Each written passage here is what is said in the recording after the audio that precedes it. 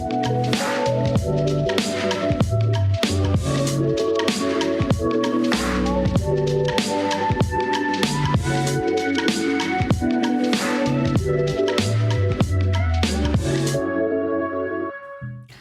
علیکم ناظرین، آپ دیکھ رہے ہیں پروگرام جی صحت کے ساتھ. میں ہوں آپ کی میزبان خدیجہ راٹھور. ناظرین، آج ہم دو اہم موضوعات پہ بات کریں گے، لیکن سب سے پہلے بات کر لیتے ہیں منشیات کے حوالے سے. کراچی دنیا کا دوسرا سب سے زیادہ منشیات استعمال کرنے والا شہر بن گیا. ملک میں منشیات استعمال کرنے والوں کی تعداد 60 لاکھ سے تجاوز ہے، جبکہ منشیات کے عادی افراد کی تعداد جو ہے وہ 35 لاکھ کے قریب ہے. نوجوانوں کا ایک خاص طبقہ بھی اس میں ملوث نظر آتا ہے. کالجز اور بڑی بڑی یونیورسٹیز میں اس کی رسائی کیسے ممکن ہے، جانیں گے. ہمارے ساتھ اسٹوڈیو میں موجود ہیں chairman of all private school and college Haider Ali Sahab, اور ان کے ہمراہ ہیں سینئر اینالسٹ مزمل فروزی. سب سے پہلے تو میں آپ دونوں کو پروگرام میں خوش آمدید کہتی ہوں. رخ کریں گے مزمل کا. مزمل، جیسے کہ ہم نے انٹرو میں بھی بتایا کہ کراچی دنیا کا دوسرا شہر بن گیا ہے جہاں پہ منشیات کی خرید و فروخت جو ہے وہ بہت عروج پہ ہے. پالیسیز تو بہت سخت بنا دی گئی ہیں، لیکن کیا وجہ ہے کہ اس پہ قابو نہیں پایا جا رہا؟ خدیجہ، دیکھیں یہ ہماری بدقسمتی ہے کہ ہر چیز میں جہاں پر ہمارے پاس ٹیلنٹ کی ہمارے پاس کسی بھی شعبے میں ٹیلنٹ کی کمی نہیں ہے، مگر پھر بھی اگر آپ ماحول لے لیں، گندگی لے لیں، کرائم لے لیں، اس میں پاکستان جو ہے نا وہ سب سے اوپر ہی ہوتا ہے، اور کسی اچھی چیز میں ہمارا نام کبھی نہیں آ رہا ہوتا. اور آپ دیکھ لیں نیو یارک کے بعد کراچی جو ہے وہ دنیا کا دوسرا بڑا شہر بن چکا ہے جہاں پر نشہ کرنے والے رہ رہے ہیں سب سے زیادہ، اور جس میں سے چرس جو ہے وہ سب سے زیادہ یہاں پر استعمال کی جا رہی ہے کراچی میں اس وقت. اور اس کا جو زیادہ تر ٹارگیٹ ہے وہ ہمارے نوجوان ہیں جو 18 سال سے شروع ہوتے ہیں بچے، اور اسپیشلی یونیورسٹیز اور کالجز میں جو بچے ہوتے ہیں وہاں سے. اور ان کا ٹارگیٹ یہ دیکھیں، اگر ایک ہمارے پاس ابھی ایک بل منظور ہوا تھا، صدر مملکت نے منظور بل کیا تھا، اس کا نام تھا منشیات کنٹرول ایکٹ. اب اس کو 2022 کا شکل دے دیا گیا ہے. اس کے مطابق اگر کسی کے پاس سے ہیروئن یا مورفین 4 کلو تک برآمد ہوتی ہے تو اس کو 20 سال سزا یا 10 لاکھ روپے تک جرمانہ ہو سکتا ہے. اور اگر ہم اسی کی بات کریں، اگر 6 کلو گرام اگر جتنا مقدار بڑھتی جائے گی اس طرح سزا بڑھتی جائے گی، اور آخر میں یہ سزائیں موت تک پہنچ جاتی ہے اور 20 لاکھ روپے جرمانے تک. مگر پھر بھی ہم اس پر قابو نہیں پا رہے ہیں. اس کی وجہ کیا ہے؟ اس کی وجہ ہمارے جو تحقیقاتی ادارے فورسز ہیں وہ ہے سب سے بڑی وجہ. اگر ہم کراچی کی بات کریں، کراچی کے 2 پوائنٹ ہیں انٹر ہونے کے، اور وہ دونوں کچی وادیوں سے شروع ہوتے ہیں. بلوچستان سے پہلے کے پی کے سے یہاں پہ منشیات آتی تھی، اب بلوچستان سے آنا شروع ہو گئی ہے. پشاور سے بلوچستان آتی ہے، وہاں سے یہاں آتی ہے، اور یہاں پر اس طرح آتی ہے خدیجہ، یو کینٹ امیجن کہ جن گاڑیوں میں خواتین ہوتی ہیں 4 خواتین بٹھا کر، اور ان گاڑیوں میں جو پیک ہوتے ہیں اسپیشل جو جگہیں ہوتی ہیں ان کو ویلڈنگ کروا لیتے ہیں باقاعدہ لوہے سے. وہ تو جو ہمارا آلہ اگر اس کو ریڈ کرتا ہے تو پکڑا جاتا ہے یہاں پہ کچھ ہے. اور وہ خواتین کو پھر یہ لوگ بہت برا بھی مانتے ہیں اگر ان کی خواتین کی تلاشی لی جائے. اس کو تو 2 پوائنٹ سے ہمارے کراچی میں اس وقت جو انٹر ہو رہی ہے نشہ، وہ 2 جگہ ہیں. ایک تو کوئٹہ سے آتے ہوئے ہم رادرن بائی پاس میں آتے ہیں، وہاں پر جو کچی آبادیاں ہیں وہ لوگ پہلے وہاں پہ انسائڈ ہو جاتے ہیں، اندر چلے جاتے ہیں. پھر وہاں پر جا کے وہ گاڑیوں کو 2 سے 2.5 گھنٹے میں گاڑی کھل جاتی ہے دوبارہ سے. ابھی انہوں نے ایک بندہ پکڑا تھا جس نے خود قبول کیا تھا کہ میں 2 سے 2.5 گھنٹے میں گاڑی کو دوبارہ ریسیبل کر دیتا ہوں، نیچے دوبارہ سارا نشہ بچھا کر دوبارہ گاڑی بند کر دیتا ہوں. تو وہ گاڑی وہاں پہ جا کے ان علاقوں میں گاڑی جا کے دوبارہ کھل جاتی ہے. یہ بتائیں ان کو سزا ملی یا نہیں؟ دیکھیں ابھی تو اس پر کیس چل رہا ہے اور اس کو سزا ہو جائے گی، کیونکہ دیکھیں اس میں سے جو قانون ہے وہ بڑا یہ ہے کہ اگر میں بیٹھا ہوا ہوں گاڑی میں اور میری گاڑی سے کوئی بھی رکھ دے تو وہ گاڑی میں مجھ پر جو جس کی گاڑی سے ملے گا وہ منشیات وہ ذمہ دار ہوگا. تو اب اکثر کیسز میں ہوتا یہی کہ 2 کیسز ہے نا مزمل. دیکھیں 2 چیزیں، ایک تو وہ جو گاڑی ڈرائیو کر رہا ہے اور ایک تو وہ گاڑی جس کے نام پہ ہے. تو سزا کس کو ملے گی؟ جو اس وقت جو ڈرائیو کر رہا ہے، جو اس وقت موجود ہے. ANF کا قانون یہی کہتا ہے کہ جو اس وقت موجود ہوگا گاڑی میں وہی سزاوار ہوگا، کیونکہ ہو فتح وہی لے کر جا رہا ہو گاڑی، کسی کے ڈرائیور وہ ہو. تو اگر ہم بات کریں جیسے کوئٹہ سے پشین آتی ہے، پشین سے خزدار، اور یہاں تک تمام چوکیاں جو راستے سے کراس کرتے ہوئے لوگ پہنچتے ہیں، یہاں پہ سب ایجنسیوں کو پیسہ کھلایا جاتا ہے. کوئی گاڑی ایسے نہیں گزر سکتی اس میں. وہ لوگ کیا کرتے ہیں بھائی، ہمارے ساتھ خواتین بیٹھی ہوئی ہیں، وہ یہ نہیں بولتے کہ ہمارے پاس منشیات ہے یا نہیں ہے. خواتین کو ٹائم بچانے کے لیے تھوڑی بہت رشوت دے کر گاڑیاں آگے آتی رہتی ہیں، اور پھر وہ فیملی کے ساتھ آتے آتے یہاں پر فیملی ساتھ ہم چیکنگ نہیں کروا سکتے، اور باپردہ خاتون ہیں اور جا رہے ہیں بلا بلا اس طرح کے بہانے کر کے. اور نادرت بائی پاس سے وہاں پر جو گودام بنے ہوئے لوگوں کے منگو پیر کی طرف، اور پھر منگو پیر آپ کو پتہ ہے بہت بڑا منشیات کا اس وقت وہاں سے بہت زیادہ ترسیل کی جا رہی ہے. اگر ہم بات کریں قائد آباد کی طرف سے یہاں سے بہت زیادہ ترسیل ہو رہی ہے.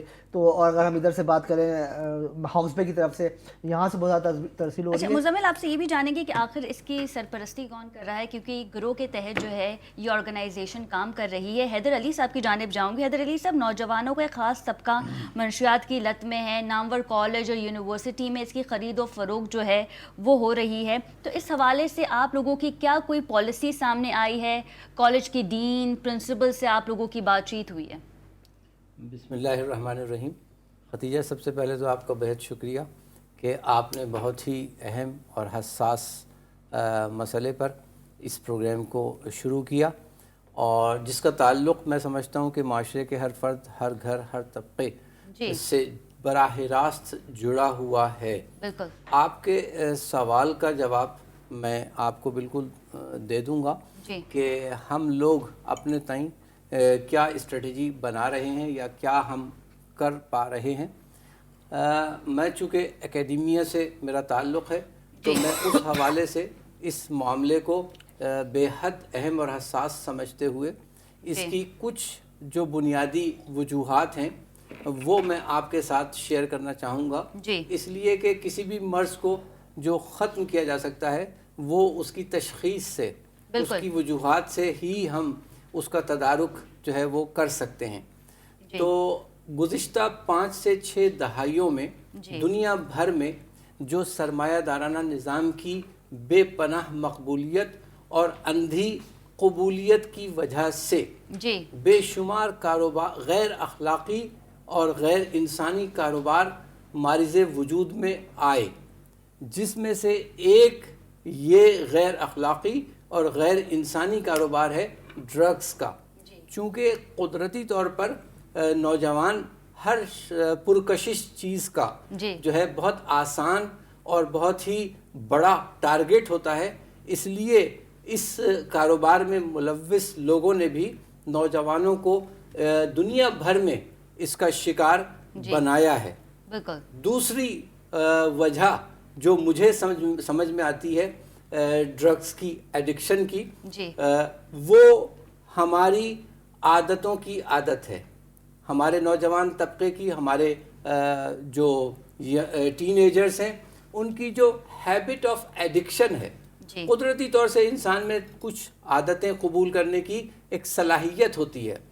تو اسکرین ٹائم سے لے کر سوشل میڈیا اور فاسٹ فوڈ سے لے کر یہ جو پروکریسٹینیشن، فرصت اور غفلت کی عادت ہے، اس نے ہمیں اس عادت کی طرف بھی مائل کیا نوجوانوں کو کہ وہ کچھ ذائقے کے لیے اپنی ڈرگز کو یوز کریں. یہ تو آپ صحیح کہہ رہے ہیں کہ اگر میں آپ سے یہ کہوں کہ کیا وجہ ہے کہ طالب علموں کا جو رجحان ہے وہ اس طرف آ گیا ہے، وہ اسٹڈی کر رہے ہیں، اسٹوڈنٹس ہیں اور وہ ڈرگس کی طرف جا رہے ہیں. تو اس کا کہیں نہ کہیں جو ہے میں وہ جو ذمہ ہے، جو ذمہ داری ہے یا جو ریزن ہے وہ انتظامیہ پہ تو جاتے ہی جاتا ہے، لیکن ساتھ ہی ساتھ سوشل میڈیا پہ بھی جاتا ہے، کیونکہ سوشل میڈیا پہ ہم کئی ایسی چیزیں دیکھتے ہیں جسے ہم خود استعمال کرنا چاہتے ہیں. اس پہ مزید بھی بات کریں گے after a short commercial break. Stay with اس.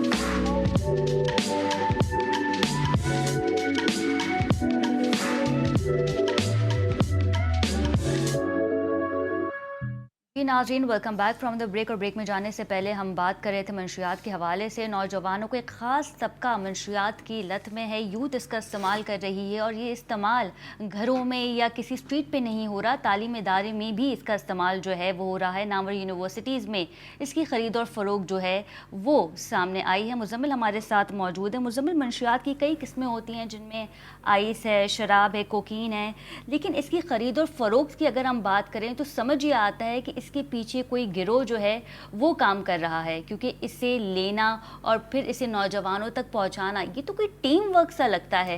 تو بتائیے گا آخر کن لوگوں کی سرپرستی ہے انہیں؟ خطیہ دیکھیں، اس وقت سب سے پریشان کن بات یہ ہے کہ منشیات کا استعمال اب جو ہے نا، پہلے ہم سنتے تھے بھائی بہت زیادہ متوسط بہت زیادہ لوور کلاس ایریاز میں ہوتا ہے، جیسے ہم سنتے لیاری، ملیل، کرنگی، اس طرح کے علاقوں میں ہوتا تھا. پھر وہ موو ہوا پوش علاقوں میں، پوش علاقوں کے بچوں نے نشہ کرنا شروع کر دیا، اور اب یہ بڑھتے بڑھتے جو ہے یونیورسٹیز اور کالجز تک پہنچ چکا ہے. دیکھیں اس کا اندازہ آپ اس بات سے لگائیں، جب یہ چھوٹے علاقوں میں ہوتا تھا اس وقت جو ہے نا بہت سستا نشہ ہوتا تھا. جی اب یہ نشہ جو آ رہا ہے، جو نئی شکل آئی ہے نشے کی، آئس ہے، کوکین ہے، ٹھیک ہے، حکا آپ دے لیں، یہ ایک اسٹارٹنگ ہوتا ہے یہاں سے. جب ہم جاتے ہیں بچے حکا بار میں جا کے بیٹھتے ہیں، وہاں سے اس کا سٹارٹ ہوتا ہے. وہ دھواں جو وہاں سے وہ بنتا ہے، وہی دھواں کے عادی بن کر وہ لوگ بچے آگے بڑھتے جاتے ہیں. دیکھیں عادت یا تو بہترین غلام ہوتی ہے یا بدترین آقا. اب جب یہ دفعہ عادت بن جائے تو وہ نوجوانوں کو اس طرف لے کر جانا شروع ہو جاتی ہے. اگر ہم بات کریں کہ اس میں ملوث کون لوگ ہیں اور یہ کس طرح سے اسکول اور کالجز میں پہنچتی ہے، اس کے پیچھے دیکھیں آپ ہسٹری اٹھا کے دیکھ لیں، تاریخ گواہ ہے کہ نشے کے کاروبار میں، ڈرگس کے کاروبار میں ہمیشہ بڑے سے بڑے لوگ ملوث رہے ہیں. پاکستان کا بڑا سے بڑا سیاستدان جو ہے وہ نشے کے کاروبار میں اس کا نام آیا ہے. اگر ہم آپ کسی بھی سیاستدان کو اٹھا لیں، ابھی بھی ان پہ NF کے کیسز چل رہے ہیں.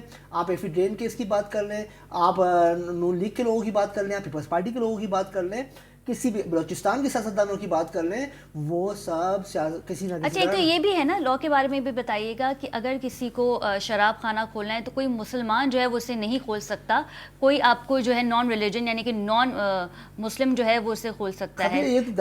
تو یہ ذرا اس کے بارے میں بہت آسان سی بات ہے. صرف ہمارے دیکھیں سندھ اسمبلی جو ہے وہ قانون بنانے میں ماہر ہے، اور آج تک زیادہ قانون سندھ اسمبلی نے بنائے ہیں. اور اسی لیے ایک معزز جج نے سندھ ہائی کورٹ میں دسمبر 2019 میں ریمارک دیتے ہوئے کہا تھا کہ سندھ میں بنے ہوئے قانون کو دیکھتا ایسا لگتا ہے جیسے سندھ واقعی جنت بن گئی ہو، لیکن قانون بنانے سے کچھ نہیں ہوتا، قانون سازی کچھ نہیں ہوتی، اس پہ عملداری بھی ہوتی ہے. اب بات کرتے ہیں شراب کی.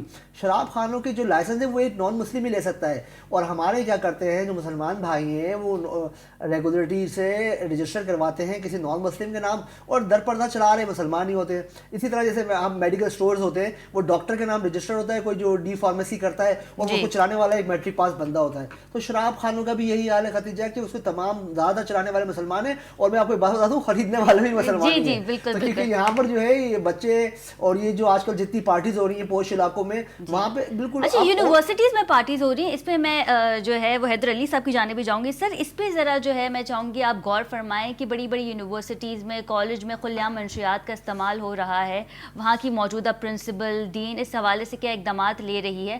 آپ لوگوں نے کوئی پالیسیز بنائی ہیں یا نہیں؟ جی خدیجہ آپ بالکل صحیح کہہ رہی ہیں.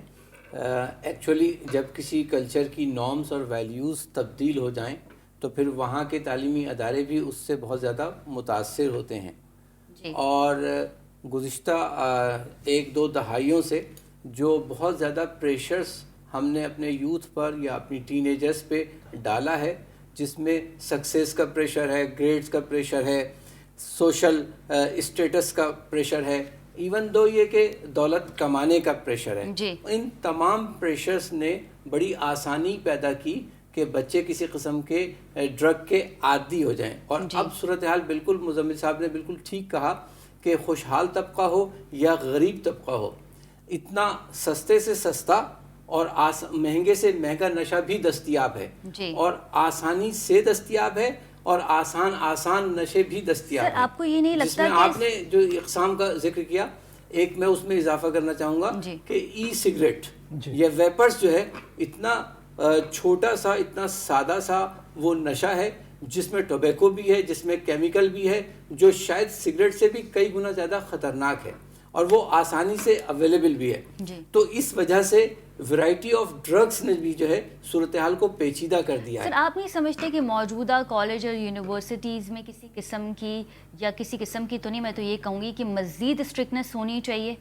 دیکھیے جی، اسٹرکٹنس کی بات جہاں تک یہ ہے، پہلی بات تو یہ کہ میں آپ کی بات میں یہ بات ایڈ کرنا چاہوں گا کہ اب یہ گمان ہے شاید کہ بہت ایلیٹ اداروں میں نشہ جو ہے وہ بچے کرتے ہیں.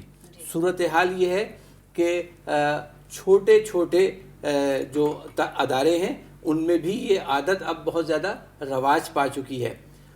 میری اسٹیٹسٹکس کے مطابق اور جو میں نے جتنا پڑھا ہے اس کے مطابق کم سے کم ہر 10واں بچہ جو ہے وہ اس نشے کا شکار ہے، یا زیادہ سے زیادہ بعض جگہوں پر جن کی طرف آپ اشارہ کر رہی ہیں وہاں ہر دوسرا بچہ اس کا شکار ہے.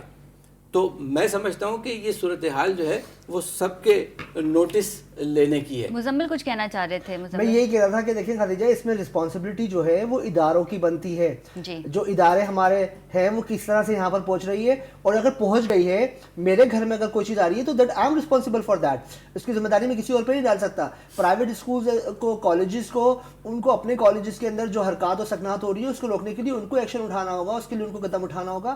جو وہ نہیں اٹھا رہے ہیں وہ اس طرح کا ماحول پرووائڈ کرتے ہیں. باقاعدہ یونیورسٹیز میں اب اسموکنگ فری ایریا بنے ہوئے ہیں, کالجز میں بنے ہوئے ہیں کہ آپ یو کین گو. تو اس لیے تو نہیں بنے ہوئے کہ یہاں زیادہ سے زیادہ ایڈمیشنز ہو جائیں کہ اگر ہم ہر چیز پرووائڈ کر دیں گے. وہ دیکھیں نا, وہ یہ والا ہے فینومینا یہ ہے ہمارے یہاں پر سوسائٹی میں, جیسے حیدر صاحب نے فرمایا کہ ہم جو ایلیٹ کلاس ہے وہاں پر انہوں نے کہا ہر دوسرا بچہ, اور ہم اسکولوں کی بات کریں تو ہر 10واں بچہ. تو بالکل صحیح ہے یہ. تو جب تک آپ وہ لوگ فریڈم دے رہے ہیں نا, ایک فریڈم ہے بھائی, اگر کوئی کچھ کرنا چاہتا ہے تو وہ کرے. اب جیسے سگریٹ کی ڈبیا پہ لکھا ہوا ہوتا ہے کہ 18 سال سے کم عمر بچوں کو نہ بیچیں, مگر آپ جا کے دیکھ لیں کتنی ویڈیو ایسی وائرل ہوتی ہے کہ کم عمر بچے اسموکنگ کر رہے ہوتے ہیں. جب اسموکنگ تو چھوڑ دیں, چرس پی رہے ہیں, نشہ کر رہے ہیں, اور وہ چیز اویلیبل ہے, تو اس میں ہمارے دونوں سوالیہ نشان دونوں جگہ پہ کھڑا ہوتا ہے, حکومتی اداروں پر بھی اور انتظامیہ پر بھی, اسکول انتظامیہ, کالج انتظامیہ پر بھی. مگر وہ اپنے کارکردگی نہیں دکھا پا رہے ہیں, اور اس کی وجہ یہ ہے کہ آزادی دیں گے تو بچے ہمارے پاس آئیں گے, ورنہ بچے تو خود ایسی جگہوں پہ جانا چاہتے ہیں, اپنے ماں باپ کو فورس کرتے ہیں کہ جہاں پہ ان کو خود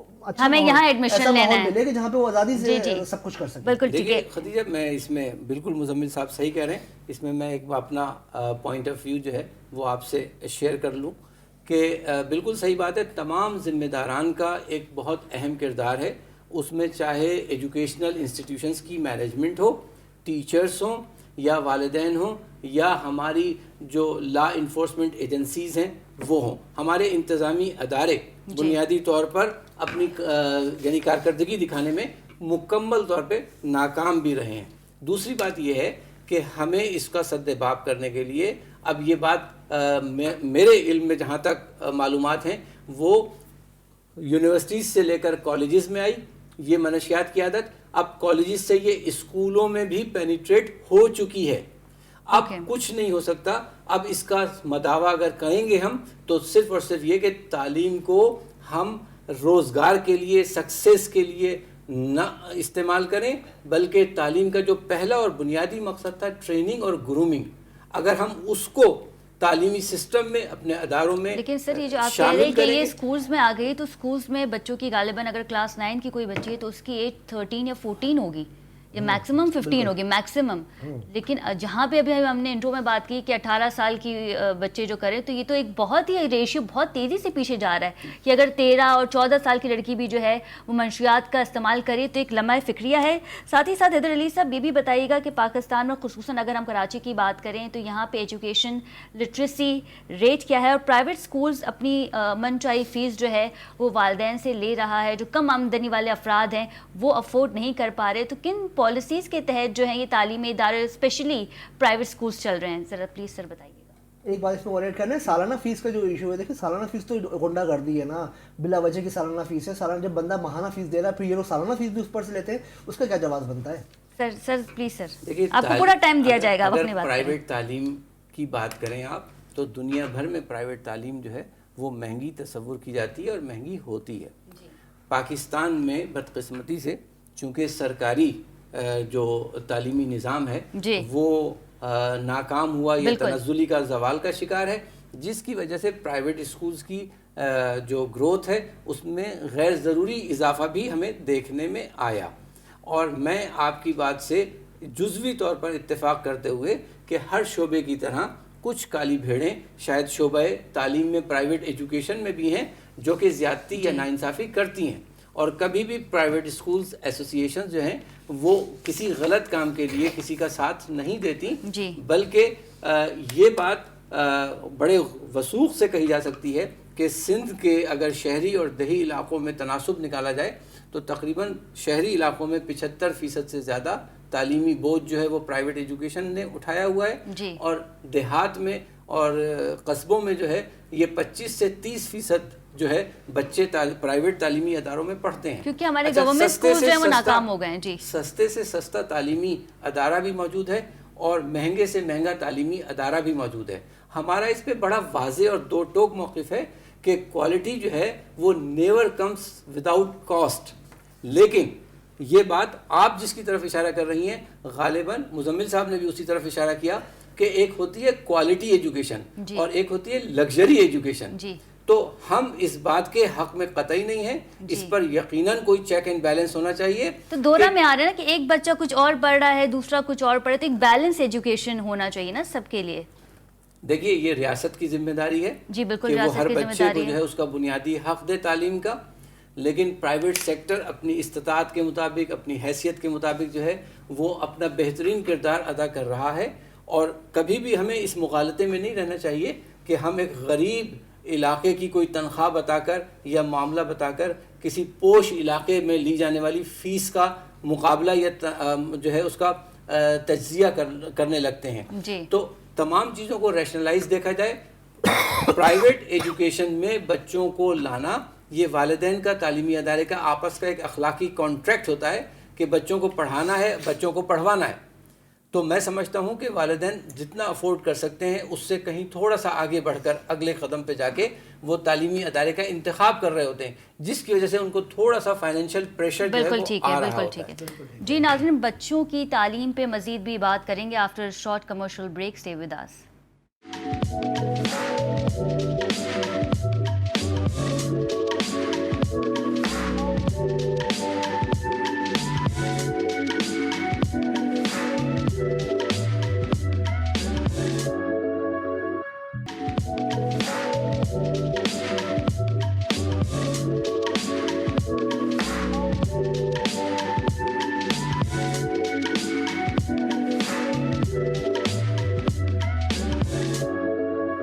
جی ناظرین, welcome back from the break. اور بریک میں جانے سے پہلے ہم بات کر رہے تھے پاکستان کے تعلیمی نظام کے حوالے سے. مزمل کا رخ کریں گے. مزمل, ایک وقت وہ بھی تھا جب 5 سے 6 سال کی عمر میں بچے جو ہیں وہ درس گاہوں کا رخ کرتے تھے, لیکن اب ہر گلی محلے میں کنڈرگارٹن, نرسری, پری نرسری یہ جو ہیں وہ تعلیمی ادارے بن گئے ہیں. 2.5 سے 3 سال کے بچوں کو صبح سویرے اٹھنا پڑتا ہے اور انہیں جو ہے تعلیمی اداروں کو رخ کرنا پڑتا ہے. نماز جو کہ فرض ہے مسلمانوں پہ, وہ بھی 7 سال کی عمر میں فرض کی گئی ہے. تو آخر دنیاوی تعلیم کو اتنی اہمیت کیوں دی جا رہی ہے؟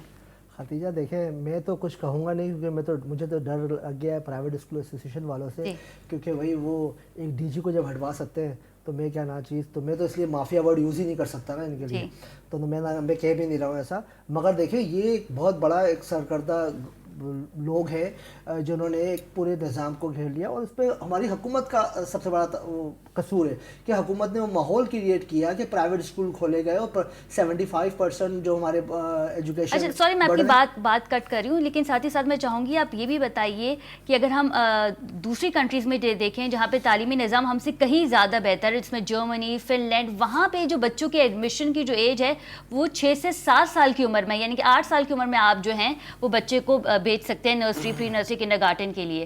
تو پھر یہاں پہ اتنا جو ہے اتنی تیزی سے ہم کیوں بھاگ رہے ہیں؟ اگر یہ کہنا غلط نہ ہو کہ ایک بزنس بن چکا ہے مزمل. بالکل, میں یہ تو کہہ رہا تھا خدیجہ, ابھی تو مجھے ڈر لگ رہا تھا کہ میں یہ الفاظ نہیں کہہ سکتا کہ جو کورٹ نے منع کر دیا کہنے کو. تو بہرحال مگر مسئلہ یہ ہے کہ یہ ہے جی ایسا ہی ہے, چاہے کورٹ منع کر رہا ہے یا ڈی جی اسکولس کو ہٹایا جا رہا ہے, مگر یہ سسٹم ایسے ہی چل رہا ہے. اور یہ باقاعدہ ایک بالکل گروپ کے طور پر دیکھیں, اگر آپ چھوٹے علاقوں میں جائیں, اورنگی ٹاؤن جائیں, کورنگی جائیں, ملیر کے علاقوں میں جائیں, وہاں چھوٹی چھوٹی بلڈنگ میں دڑبے جیسے اسکول بنے ہوئے اور بچے وہاں پڑھ رہے ہیں, اور پھر وہ لوگ اس پر فیسز بھی لے رہے ہیں, مانا کہ نومینل فیس لے رہے ہیں, مگر اس پر انہوں نے ایکسٹرا فیسز اتنی رکھی ہوئی ہیں. ابھی سالانہ فیس تھی, ابھی دیکھیں اس دفعہ شکایتیں یہ آ رہی ہیں کہ انہوں نے ششماہی فیس بھی شروع کر دی ہے. جیسے وہ پروجیکٹ بک کروائے نا, آپ فلیٹ جا کے تو ماہانہ فیس دیں, پھر 3 مہینے بعد دیں, پھر 6 مہینے بعد دیں, پھر 1 سال بعد دیں, وہ اسکولوں میں بھی ہونے والا ہے. اور آپ دوسرے ملکوں کی جو بات کر رہی ہیں وہ ویلفیئر اسٹیٹس ہوتے ہیں.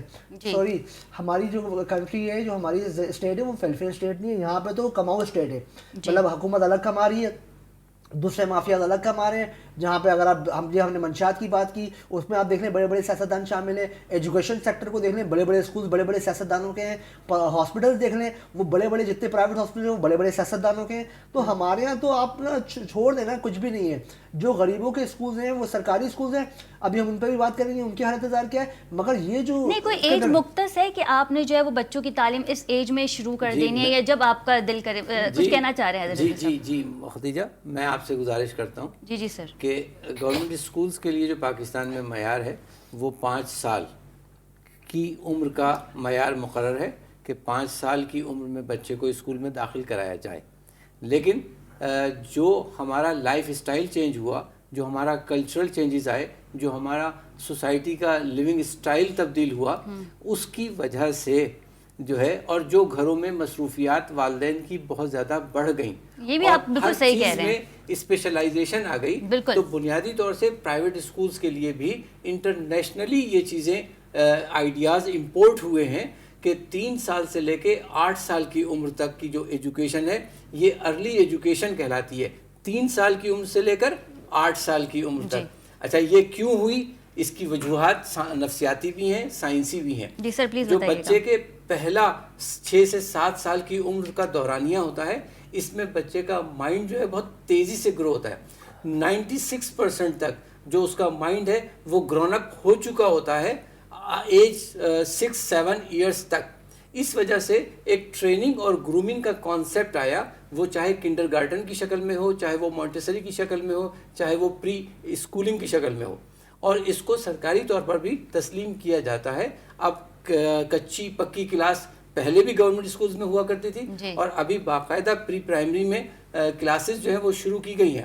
لیکن پرابلم کیا ہے کہ پرابلم یہ ہے کہ میڈم ڈاکٹر ماریا مونٹیسری کا جو وہ فقرہ ہے, بڑا مشہور ترتیب ہے اس کی بہترین, کہ we train groom and then teach.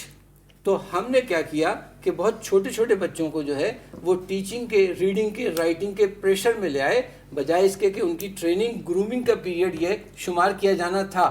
کچھ غلطی ہوئی ہے امپلیمنٹیشن کی, ایگزیکیوشن کی, اور اس کی وجہ یہ ہے کہ کچھ ٹریننگ کا فقدان ہے, کچھ ریسورسز کا فقدان ہے. کچھ والدین نے یہ تصور کر لیا کہ جو ہی ہم اسکول بھیجیں گے بچے کو تو وہ صرف لکھنا اور پڑھنا سیکھے گا.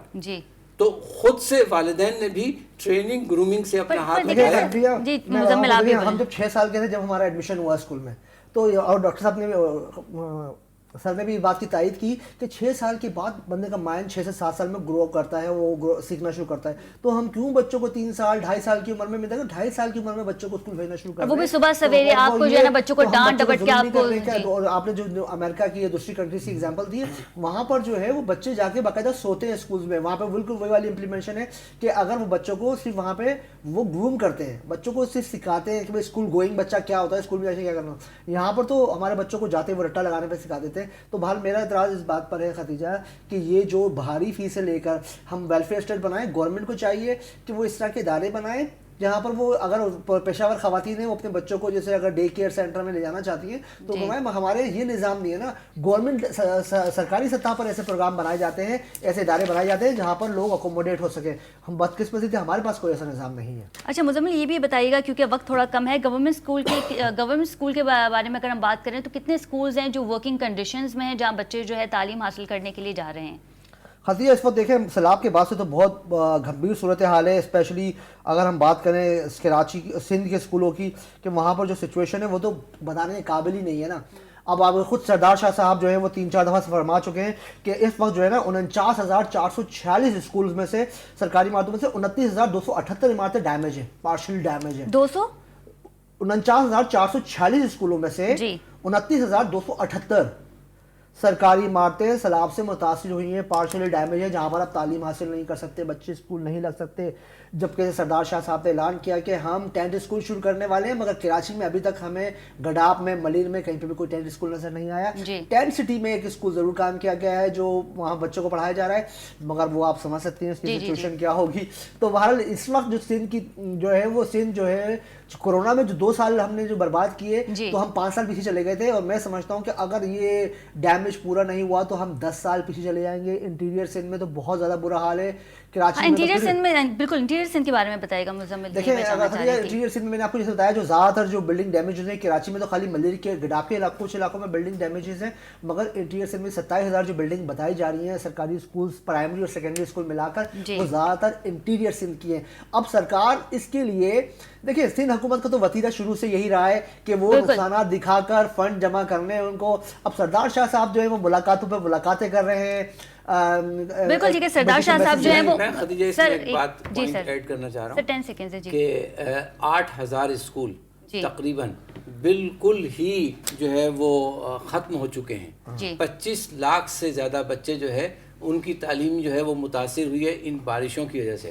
ٹھیک ہے، اگلے 2-3 سال کا اندازہ لگایا جا رہا ہے کہ یہ صورتحال جا کے شاید کور کی جا سکے. ایسے میں سمجھتا ہوں کہ پرائیویٹ اسکولز جو صرف سندھ میں 35 لاکھ سے زیادہ بچوں کا بوجھ اپنے سر اٹھائے ہوئے ہیں، ان کے کردار کو سراہا جانا چاہیے. بالکل ٹھیک ہے، بالکل. لیکن کیپیسٹی بلڈنگ کی جو گنجائش ہے وہ جس طرح سرکاری اسکولوں میں بہتری کی گنجائش ہے، اسی طرح پرائیویٹ اسکولز میں بھی بہت شکریہ حیدر علی صاحب، آپ کے وقت اور ان کے ہمراہ تھے مزمل فروزی. جی ناظرین، ہم نے 2 اہم موضوعات پہ بات کی. اگلے ہفتے آپ سے پھر ملاقات ہوگی. اپنا بہت خیال رکھیے گا. اللہ نگہبان.